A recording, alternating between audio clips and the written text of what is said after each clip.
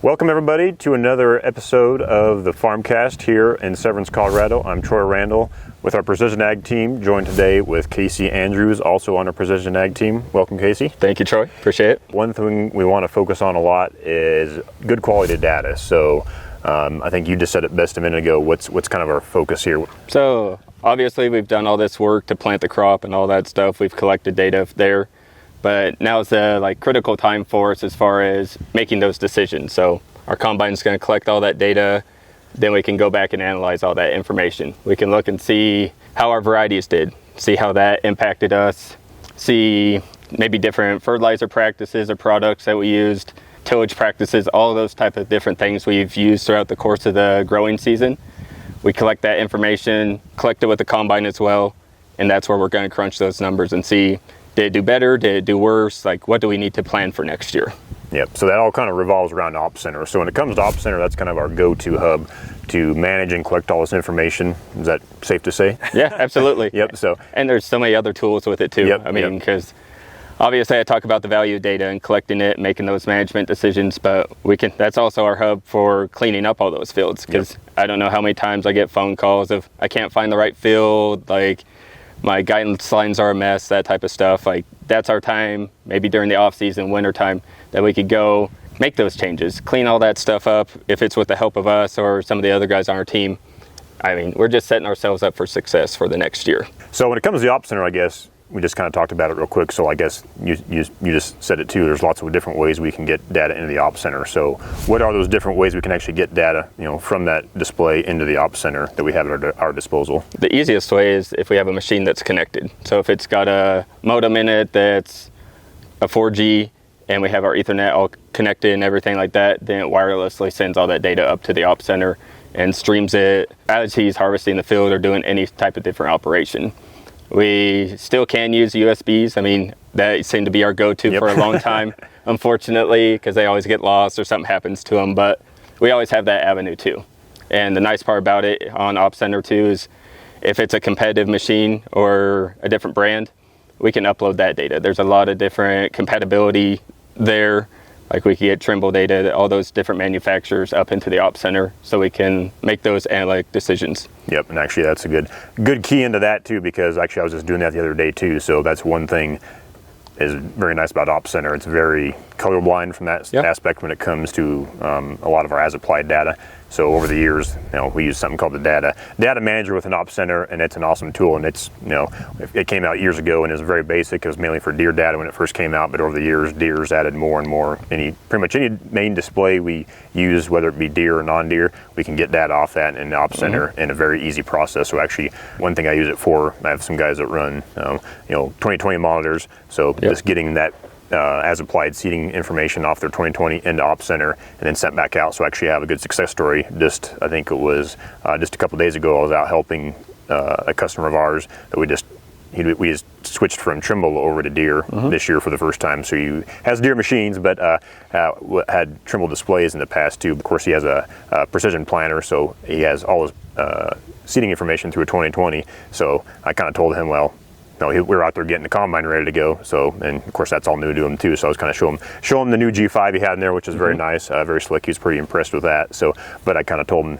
one thing we can utilize is the right locator. So I could just quickly go over to his 2020, and that's pretty much what I did. We went over, got his grain cart set up, and then I pulled the data off 2020, took it back to the office, and about in a span of 2 hours, I pretty much had that information from the 2020 and the Op Center back out to the machine. And of course I used an awesome tool we have at our disposal too called Work Plan. So with the G5, it pretty much sent the work plans, and then he didn't have to do anything. It was pretty much as soon as he went out to that field, it popped up the work plan, he hit accept, and boom, his variety locator map was right there along with everything else. So like I said, just over the years, all the different tools makes it that much easier to get information from any source in Op Center, where we can easily view all that pretty much on the fly from a computer, from our phone. And it seems like the phone is the main tool. Would you say, how many, if you had to put a number on it, how many people use Op Center mobile on their phone versus web?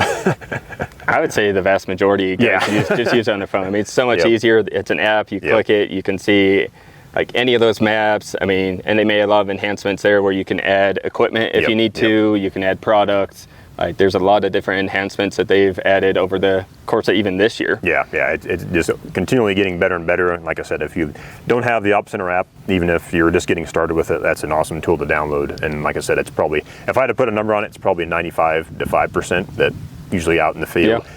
Day to day, everyone is just using the app and keeping track of things. But in the off season, you like to use the web version a lot for what things we do. Yeah. More advanced data editing tools, things like that too. So yeah, I was going to say the web just offers a little more tools on editing and cleanup, like our guidance lines, that type of stuff that we can't. Well, I guess we can do it on the app, but it may just be easier to use on a computer where you can edit it or delete it, that type of stuff. Yeah. So in a pinch, so they did have that feature added here probably this spring where we can actually manage guidance lines fields, and I've kind of used it and told a few guys how to use that. It's good in a pinch if they're out in the field or missing a guidance line, if something got archived by accident. But you can use it in a pinch, but still, it's a nice tool to have just in case you need it. But if you got to do a lot of manipulation, a lot of changes, a lot of deleting, adding things, it's good just to actually use the web version of it too. So yeah, and one thing I also want to talk about is the value of that data too. Yep. I mean, I talk about being able to make management decisions and that type of stuff in the off season, or even while they're harvesting, if they want to look into that, because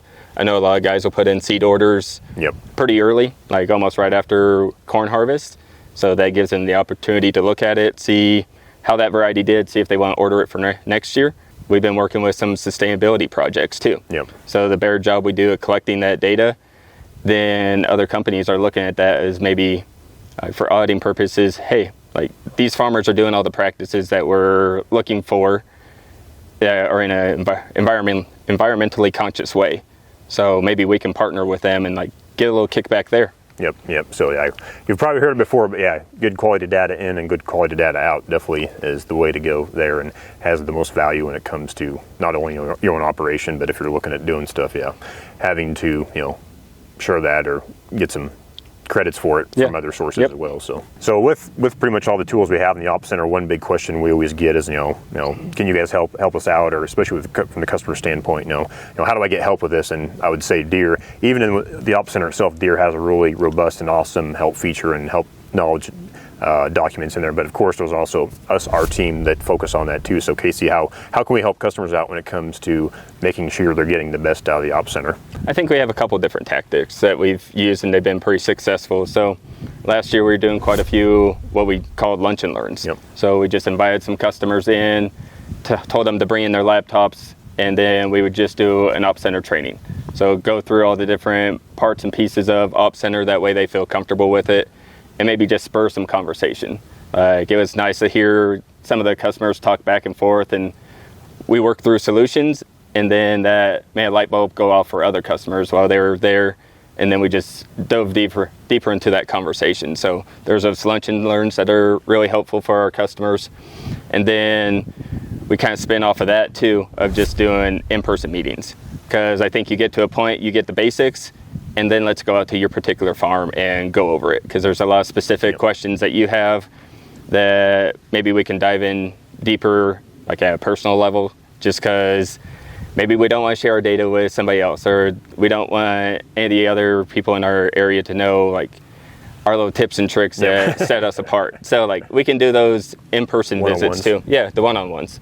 Just a lot of different solutions. Usually we have salesmen come out too. Just I feel like they should have a little piece in that, just to learn a little bit more about the operation too, and just see what questions they have, and heck, they can learn a little bit too. Yep. So I think both of those solutions have been pretty successful on what we've done the past few years, and we'll probably continue to do that here this winter too. I think we're going to set up a couple lunch and learns across all of our locations. That way, just get more people in there, get them comfortable with it, get them utilizing it, because I think it's a super powerful tool like we were talking about already. Yep, it's very nice. And last but not least, we'll also be going over Op Center and a lot more at our High Plains Expo, February 26th and 27th in Greeley, Colorado. So come to that to learn a lot more about Op Center and everything precision ag that we have to offer. So Casey, as we're standing here, we have a lot of dry corn around us. One thing we like to do, and we definitely help out, I know I help a lot of guys out with this time of year, is getting what we used to call setup profiles sent to combines, but now we even have a better tool called Work Planner. So kind of what's the difference between Work Planner and Setup Builder, and how can guys use that when it comes to getting ready for fall harvest? So the thing about like Setup File Creator is basically you're just taking all your client farms and fields, boundaries, variety locator, and just sending that out to your display. So it's just kind of a bulk send out of all that data. Or one by one, pick and choose kind of deal. Yeah. But then you have to go back into display and pick each one of those things individually. We talked about Work Planner too. So the nice part about it is we can completely customize it so it's for that particular field. So if you want a particular guidance line, if you want, like the variety locator can send over there too. We got AutoPath. We haven't really talked about that today, but we can send those lines over there and it's just sent to the display. The customer will hit one button and it generates everything he needs on there versus him maybe taking all that time, that downtime of, all right, now I have to make sure I have the right guidance line and all that type of stuff that just kills so much time as far as productivity that one button and then you're ready to go. So, and it's almost like all the different tools we have. You can pretty much use them as much or as little as you want to. And I know I've probably preached on this and talked about it multiple times too, but even within Work Planner, you can just send a variety locator file and just the AutoPath and that's it. Or you can fine tune everything. You can specify what guidance lines you want to use. You can specify the machine. You can put work notes in there too. And you can send it just to one machine or you can send it to the whole fleet. So the past couple weeks, I've kind of done it both ways. I've made some work plans, sent it just to the combine. And I've also made work plans where it's just the variety locator and the AutoPath, and I've sent it to all the combines and all the grain cart tractors too. So it's very flexible from that standpoint, just to make it quick and easy. Boom, get it out in the field if you know everything. And of course, that's all built on the foundation of all our information in Op Center is correct and ready to go. Of course, that's something we always preach is to keep an eye on that and work on that throughout the year. Make sure we get good quality data in. That way, when it comes to sending that information back out, it's almost seamless. It makes it that much easier because everything is where it's supposed to be. There's no guessing and things like that too. So when you touched on the note feature, I think that's kind of an underutilized thing too. But I've noticed guys that put, all right, I want stuff being like this field needs to go over to this bin location or this elevator or something like that. It's nice that you can completely customize it. That way everybody that's out there in that field knows where that stuff needs to go to, or any other critical bits of information you can put in that work plan and everybody's aware of it. Or if there's something you're thinking about off the top of your head when you're actually making that work plan and you might not think about it later, just put it in there. That way, boom, as soon as that work plan pops up, your notes are right there, you can see it and it's right there ready to look at. So. Awesome tool. I mean, just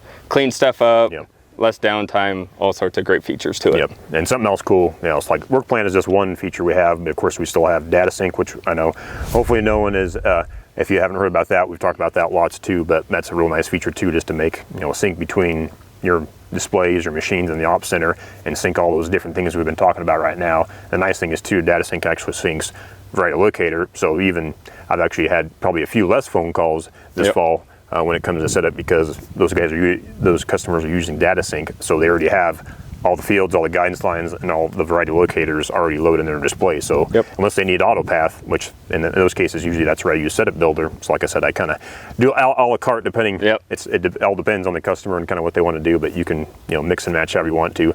Like in those cases, then I'll just go to Setup Builder, choose just the AutoPath lines, and send those to machines, and boom, there you go. So they pretty much have depending on the operation, lots of different ways to get the same outcome really, so which is nice. So and I've already got a few phone calls on variety locator already this year, which seems early, but I think we just sometimes get caught up in the hecticness of harvest and forget that we have to send that back out to it. So if it's automatically doing it, it's just freeing up a lot more time. One less thing to worry about. So just send everything at once. So, well, thanks Casey for joining us today. Absolutely. We have a good quick overview of Op Center, getting things cleaned up there. Good quality data in equals good quality data out. Like I said, we will go over all this and more at our High Plains Expo, February 26th and 27th, so be sure to join us there. Next year will be a great time. We'll go over, like I said, Op Center, all the latest, greatest technology, some new equipment, things like that too. So with that, thanks Casey for joining us. I'm Troy with FarmCast, so we'll see you on the next one.